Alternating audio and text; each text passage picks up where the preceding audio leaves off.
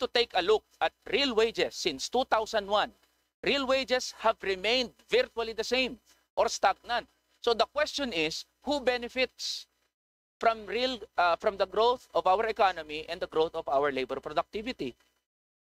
Madali po nating i-deduce doon, Mr. Chair. Ang nakikinabang po ay mga malalaking negosyante at hindi ang mga manggagawa. So whenever we demand for higher wages, that is what we are particularly taking a look at.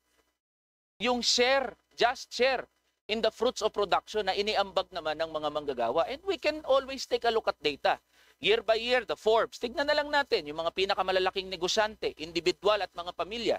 They are reporting billions of pesos every year in net profits. And yet, pag tinignan ang mga manggagawa, mga minimum wage earners, grabe naman ho, kadusta-dusta ang kalagayan, hindi tumataas ang sahod ng mga manggagawa.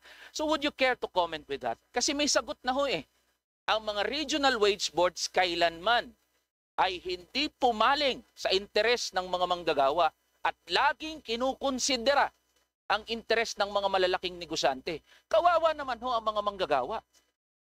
So yun po ang pinupunto natin dito kasi you cannot say na balanse ho natin. Tatos na nga ho nagsasabi, tumataas ang economic productivity, tumataas ang labor productivity ng mga manggagawa. And yet, the real wages of workers have remained virtually the same since 2001 up until the present.